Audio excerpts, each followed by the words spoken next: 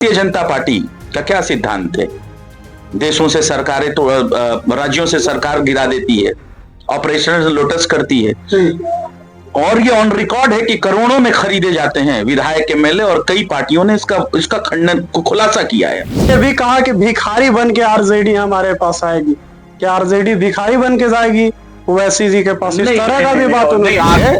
भिखारी बन के और मुद्दों के सवाल पर जनता के बीच में जाती है, किसी राजनीतिक पार्टियों के पास नहीं जाती है। तो जनता बिहार में मन बना चुकी है, इस बार किसी की नहीं चलने वाली है, सत्ता पक्ष को हटाने वाली है गद्दी से।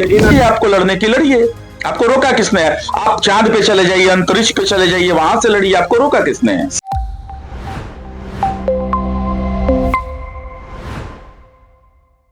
देखिए, असदुद्दीन ओवैसी हाल ही में बिहार आए थे और बिहार आए तो असदुद्दीन ओवैसी ने कहा कि 4 तोड़े हो हम 24 तोड़ेंगे।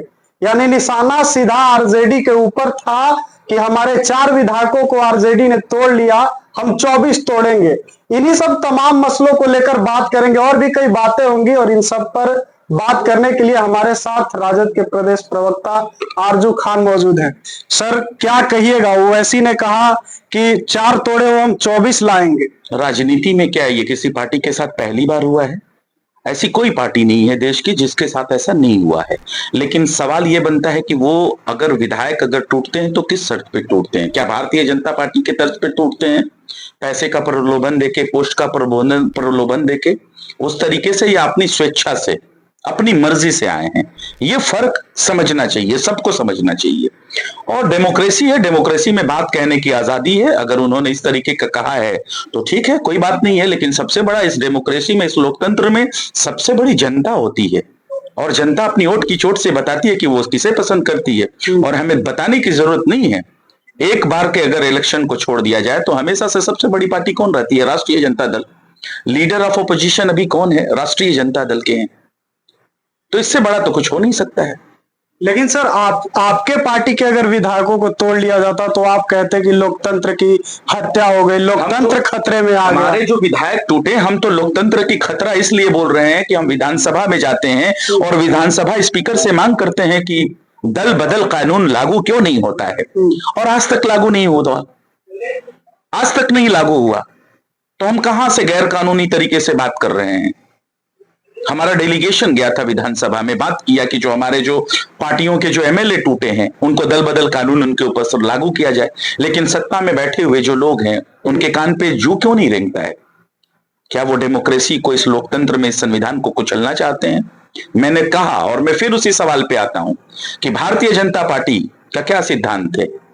देशों से सरकारें तो राज्यों से सरकार गिरा देती है, ऑपरेशन लोटस करती है, और ये ऑन रिकॉर्ड है कि करोड़ों में खरीदे जाते हैं विधायक, एमएलए, और कई पार्टियों ने इसका खंडन को खुलासा किया है। ओवैसी ने यह भी कहा कि भिखारी बन के आरजेडी हमारे पास आएगी, क्या आरजेडी भिखारी बन के जाएगी ओवैसी जी के पास? इस तरह का भी बात नहीं। आरजेडी जो है भिखारी बन के और मुद्दों के सवाल पर जनता के बीच में जाती है, किसी राजनीतिक पार्टियों के पास नहीं जाती है। और यही वजह है कि जितने भी प्रदेश की जनता, जो 14 करोड़ की जो आवाम है, वो हमको प्यार करती है। इस लोकतंत्र में बोलने की जरूर आजादी है, लेकिन बोलने की गरिमा होनी चाहिए कि आप किसको किस तरीके से बोलते हैं।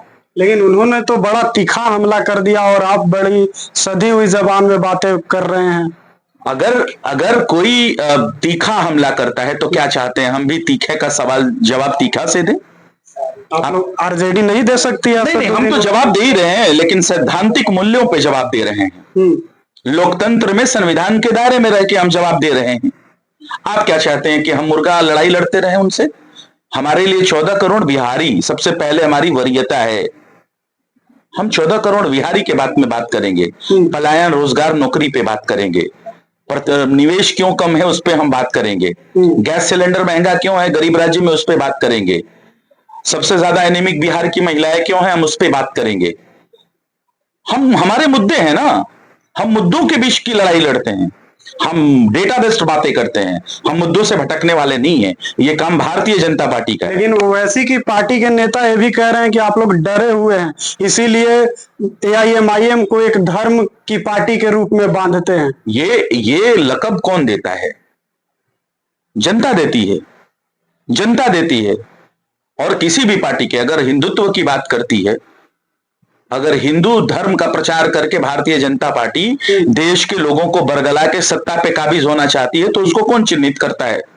देश की आवाम चिन्हित करती है, उसको बताती है। तो आप उस तरीके से क्यों चल रहे हैं? आप ये क्यों कह रहे हैं? ये आवाम के ऊपर रहने दीजिए, ये जनता के ऊपर रहने दीजिए, जनता डिसाइड कर लेती है। और जनता बिहार में मन बना चुकी है, इस बार किसी की नहीं चलने वाली है, सत्ता पक्ष को हटाने वाली है गद्दी से। लेकिन अगर वो ऐसी लड़े तो मुसलमान वोटों में बिखराव तो हो जाएगा। पहली बार लड़ रहे हैं क्या? ये पहली बार लड़ रहे हैं क्या बिहार में विधानसभा का इलेक्शन? क्या इससे पहले या उससे पहले नहीं लड़ चुके हैं क्या? अरे लोकतांत्रिक अधिकार है, वो आए लड़े जहां से लड़ना है। हमको कहां परेशानी है? हमको कोई परेशानी नहीं है। हम ये कोई नई चीज थोड़ी है।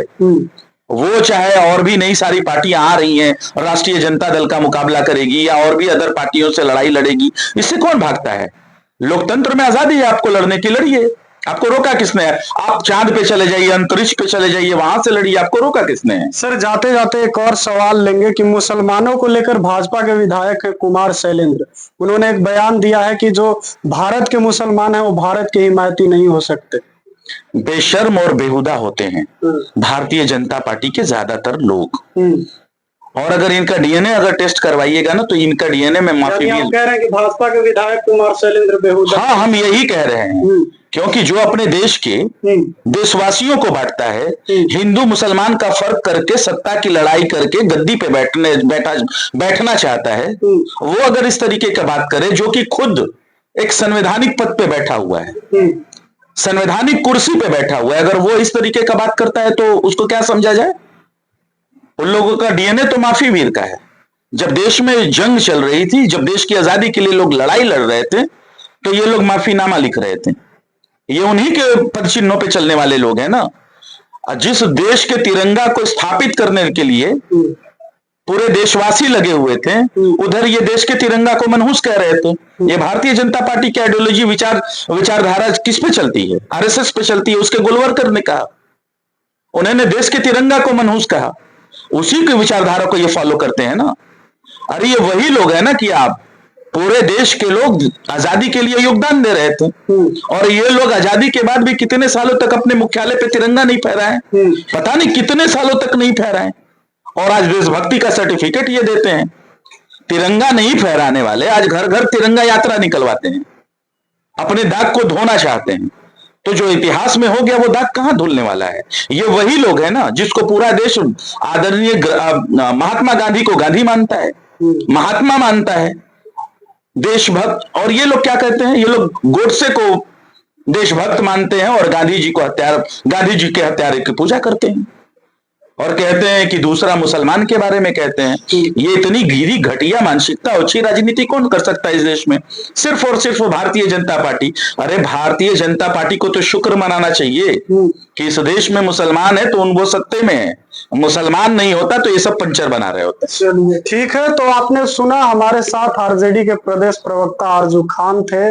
ओवैसी ने जो कहा उस पर इनकी क्या प्रतिक्रिया है, साथ ही भाजपा विधायक के बयान पर इन्होंने क्या कुछ कहा है आप सुन रहे थे। आपकी क्या प्रतिक्रिया है वो भी बताइएगा। फिलहाल के लिए इतना ही, बहुत बहुत धन्यवाद।